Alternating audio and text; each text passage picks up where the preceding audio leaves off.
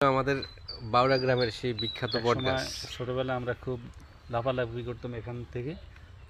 তখন আরও মনে হয় অনেক উঁচা ছিল, এখন অনেকটা ডাউনে চলে আসছে। বিশেষ করে এই পশ্চিমের যে ঢালটা আছে না, এটা দিয়ে আমরা বেশি লাফাই পড়তাম নিচে। আর এই বিশাল মাঠের বেশিরভাগ মানুষগুলো একটু ছায়ার জন্য এই বট গাছের নিচে এসে বসতাম। তখন কিন্তু এখানে কোনো ঘর বাড়ি ছিল না, পুরো মাঠের 4টা মাঠ আছে, এখানে 4টা মাঠের সেন্টার হলো এটা ছিল। আর বট গাছের নিচে এখানে মানুষ একটু বিশ্রামের জন্য এখানে এসে বসতো। এক পাশে দিয়ে ছিল খাল, বোয়ালজুরি খাল। বোয়ালজুরি খাল, আরেকটা হলো এটা ভাগীরা খাল বলে, ওই পাশে হলো ভাগীরা খাল, আর এই পাশে হলো যে আমাদের বাউড়া এবং সুরপুরের মধ্যবর্তী স্থানের ছোট্ট এখন সবই ভরাট হয়ে গেছে। তো যাই হোক, অনেকদিন পরে আবার সেই বট গাছের নিচে আসলাম। ছোটবেলায় অনেক গল্প কাহিনী, অনেক গল্প এখানে ছিল আমাদের। এক সময় তোমাদের বট গাছটা আমরা পাইছি, ওরা যাচ্ছিল ছোটবেলায় বেশিরভাগ মানুষের গল্পগুলো এরকম ছিল, এখনো সবাইকে এই কথাটাই বলতো যে বট গাছের তলে তোমাকে পাইছি। আমরা এখন আমিও ওই জায়গায় অনেক সময় ওই সময় বলতাম আমার ছোট বাচ্চাদেরকে, বা ছোট ছোট বাচ্চাদের দেখতাম, তোমাকে তো ওখান থেকে নিয়ে আসছিল ওই যে ভেদেরা বট গাছ তলে রেখে গেছে, আমরা ওখান থেকে তোমাকে নিয়ে আসছি। আর আমরাও খুব আতঙ্কে থাকতাম, যখন একটু দুষ্টামি বেশি করতাম তখন বলতো তোমার এই যে বট গাছ তার থেকে আনছি ওই এনে আবার দিয়ে আসবো।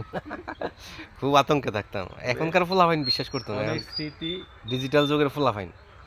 এখন কিছু এই বট গাছের সাথে আমাদের জড়িয়ে আছে, আমাদের শৈশব কৈশোর।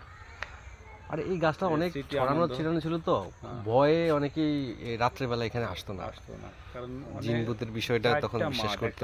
এদিকে হলো বাউড়া মাঠ, এই বয়সটা বাড়ি ঠিক করতে পারবি না। হ্যাঁ, তো এখানে আসলে সন্ধ্যায় বা মাগরিবের একটু আগেই সবাই এখান থেকে স্থান ত্যাগ করতো, কারণ হলো এটার মধ্যে নাকি অনেক জিন ভূত আছে, তখন মানুষ বিশ্বাস করতো। সেই বট গাছে তো অনেকদিন বট গাছে উঠি না, একটু উঠার চেষ্টা করে দেখি পারি কিনা। আচ্ছা দেখি একটু ট্রাই করে দেখি, সে আগের মতো একটা ইয়ে করে দেখি। দুঃখিত, আমার কিন্তু যে হাত ভাঙা, এই জন্য উঠতে পারতেছি না। এখন এই যে আমার বন্ধু বানরের মতো বট গাছের মধ্যে উঠতেছে। এই যে নিচে খাল, এখন আর খালের সেই নাব্যতাও নাই। একসময় এদিক দিয়ে প্রচুর নৌকা চলতো, ট্রলার চলতো, এখন সব কচুরিপানায় ঢাকা। জসিম, ওইখান থেকে যদি ফরস নিচের থেকে তোরে কিন্তু খুঁজে বাইর করতে পারতাম না। দেখ নিচে কিন্তু প্রচুর কচুরিপানা, অনেক বড় বড়। হ্যাঁ হ্যাঁ হ্যাঁ হ্যাঁ, কত লুবি খেলছিলাম রে।